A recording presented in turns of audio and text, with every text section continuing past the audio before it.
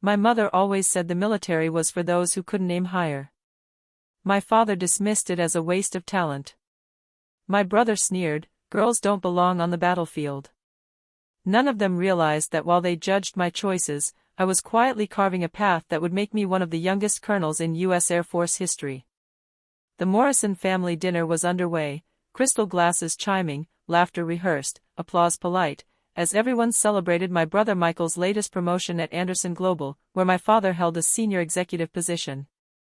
The dining room of their suburban mansion felt like a stage for their carefully curated pride as Michael recounted his corporate ascent, Junior VP of Operations at 30. My father raised his glass, beaming. Now that's the Morrison way.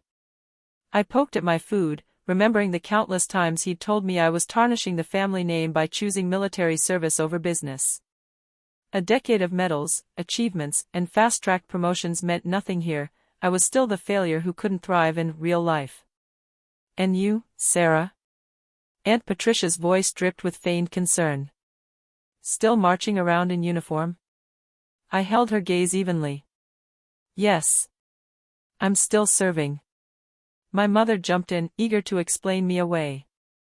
Sarah's doing administrative work now, something with computers, isn't that right, dear? By something with computers, she meant leading the Air Force's most advanced cybersecurity division, commanding over 300 personnel. Of course, they had no clearance to know that, and I stopped wasting breath on explanations long ago. What a pity, Uncle Robert, she continued. With your education, you could have built a proper career, making real money like Michael. Michael smirked and raised his glass. Hey, it's never too late, sis.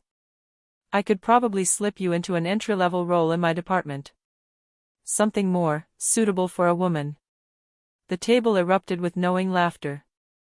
I gripped my water glass, thinking about the classified briefing I'd given to the Joint Chiefs last week, the presidential commendation on my office wall, the operation I'd lead tomorrow that would make headlines, credit never necessary. Sarah just needs to accept that not everyone is fit for the corporate world, my father said, disappointment thick in his voice. The military is, well, a respectable fallback. That's all. I almost laughed. They had no idea Anderson Global, the very company my father prized, had been trying for months to secure a contract with my division. A contract I'd be reviewing first thing tomorrow morning. I hear they're letting women be officers now, my cousin Emma piped up.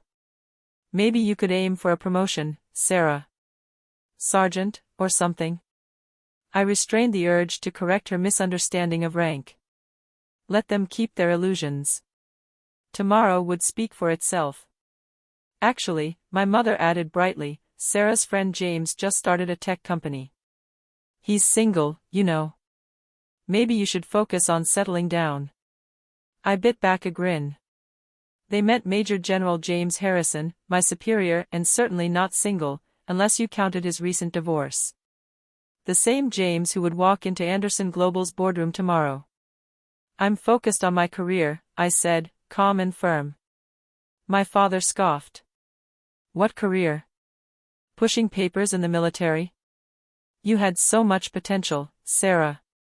You could have been someone. I rose, placing my napkin neatly beside my plate. I should go. Early meeting tomorrow. Of course, Michael said with a smirk. Wouldn't want to be late for roll call. As I reached the door, my father's voice followed. One day you'll see what you've thrown away, Sarah. The Morrison name used to matter.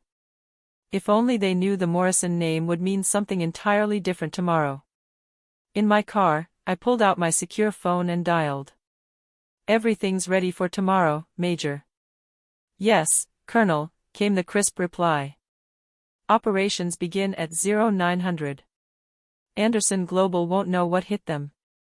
I smiled, imagining my father's face when he realized who truly held the power.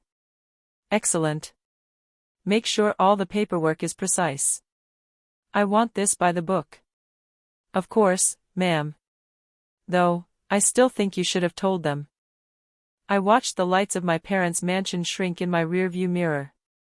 They'd discover the truth soon enough. Back at my apartment, not the modest military housing my family imagined, but a sleek penthouse with a skyline view. I ran through the files for tomorrow one last time. Anderson Global's cybersecurity systems were dangerously outdated, teetering on the edge of vulnerability. They were desperate for our contract, though they had no idea just how urgent it really was. My phone buzzed. Michael's message: seriously, sis, consider that entry-level job. Better than wasting your life as a soldier. I set it aside and opened my laptop, pulling up the classified intelligence report that would shake Anderson Global's boardroom to its core. Sometimes, the sharpest revenge isn't arguing. It's letting people discover the truth themselves. I opened my closet, shifting aside casual clothes to reveal my dress uniform, medals and insignia gleaming under the soft light. Tomorrow, I wouldn't be Sarah Morrison, the family's disappointment. I'd be Colonel Sarah Morrison, commanding officer of the Air Force Cyber Operations Command, the person who held Anderson Global's fate in my hands. My father always claimed the Morrison name carried weight in this city. Tomorrow, he'd see just how true that was, but not in the way he expected. I picked up a framed photo from my desk, me at 18 in my Air Force Academy uniform, standing tall while my family's disapproval lingered like a shadow.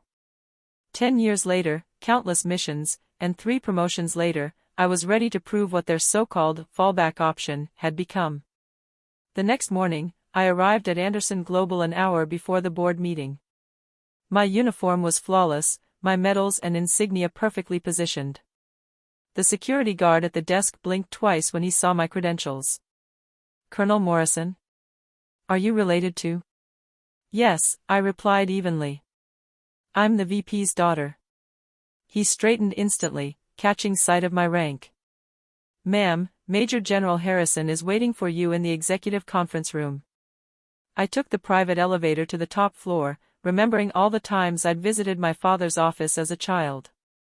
That building once felt like a temple of success. Now, it was simply another checkpoint in my mission. James was already there, his uniform radiating authority. Ready for this, Colonel? Always, I replied, reviewing the classified documents one last time. Board members began arriving at 8:45. My father walked in last, deep in conversation with Michael. Neither noticed me standing in the corner, partially hidden behind a display screen.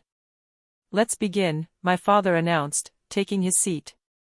As you know, we're here to discuss the military cybersecurity contract. Our technical team has prepared. Actually, James interrupted, standing. I'll be leading this meeting. He nodded toward me. Colonel, if you would. I stepped forward. Color drained from my father's face. Michael's smug expression disappeared. The board members glanced between me and him, confused. Good morning, I said, my voice steady and commanding. I'm Colonel Sarah Morrison, commanding officer of the Air Force Cyber Operations Command. We're here to address serious vulnerabilities in your network security. Sarah, my father stammered. What is this? I pressed a button, and the classified report appeared on the screen. 3 months ago, our team identified multiple breach attempts on your systems, foreign actors targeting your infrastructure, client data, and proprietary technology. The board shifted nervously.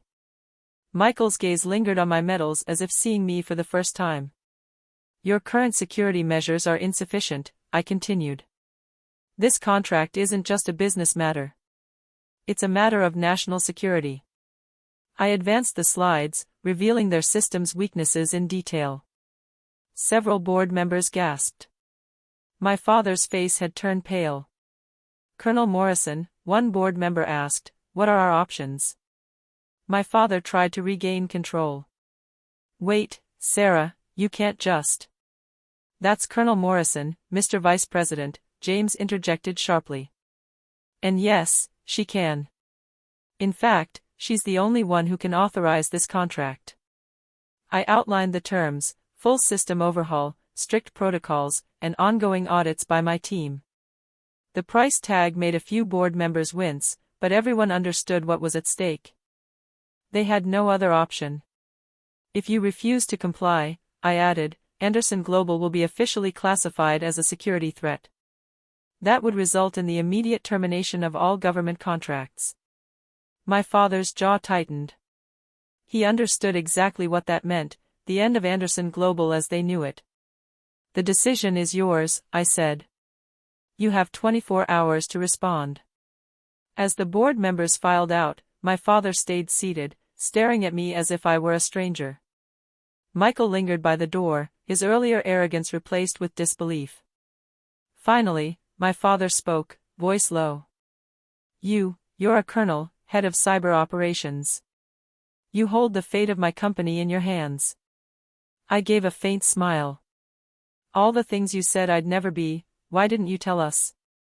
Would you have believed me, or dismissed it like everything else I've accomplished? Michael stepped forward, hesitant. Sis, I didn't know. I interrupted him. Oh, and that entry-level job you offered me? I earned 3 times your salary. And that's just my base pay. I collected my documents, preparing to leave. My father rose abruptly. Sarah, maybe we can discuss this as family? I turned slowly, meeting his eyes. Family? Last night, you told me I'd never be anything, that I was wasting my potential. This is my potential, Dad. This is who I am. And right now, I'm not your daughter, I'm a colonel doing her job. James appeared at the door. Colonel, ready to go? The Joint Chiefs are waiting for our briefing. Joint Chiefs? Michael whispered. Yes, I said calmly. Turns out pushing papers in a military office can lead somewhere after all. That evening, my phone flooded with messages, my mother suddenly proud, Aunt Patricia apologizing, cousins asking if I could help their children join the Air Force. I ignored them all, poured myself a glass of wine, and took in the view from my penthouse, the very penthouse my family had assumed was impossible on a soldier's salary. A week later, Anderson Global signed the contract, the largest in their history. Quietly, the board promoted someone else to my father's former role, nudging him toward early retirement. Michael's department became first in line for security audits. I didn't attend the signing. I was in Washington, briefing Congress on emerging cyber threats. My father emailed, trying to apologize, to understand. I was wrong. You've become something I never imagined. I replied in 2 sentences, I didn't become something, Dad. I always was something. You just couldn't see it.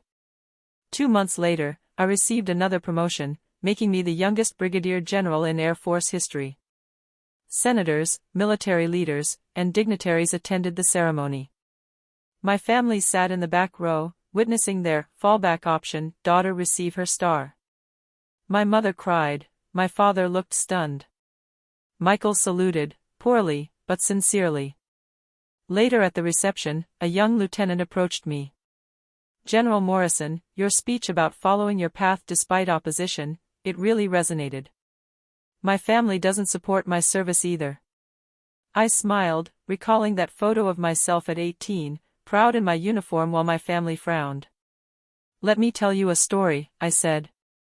It begins at a family dinner where they told me I'd never amount to anything. I shared my journey as the reception continued around us, my new world of generals, politicians, and real power brokers. Outside the window, my family huddled at their table, still out of place in a world they'd never understood. Sometimes success isn't about proving others wrong. Sometimes it's about proving yourself right. And sometimes the path everyone tells you to avoid is the one you're meant to take. I touched the star on my shoulder, remembering nights spent studying while Michael partied, missions completed while my family attended charity events, promotions earned while they mocked me. My father had always said the Morrison name meant something in this city. He was right, but now it meant something entirely different. Something unexpected. Something beyond corporate titles or family legacy. It meant excellence.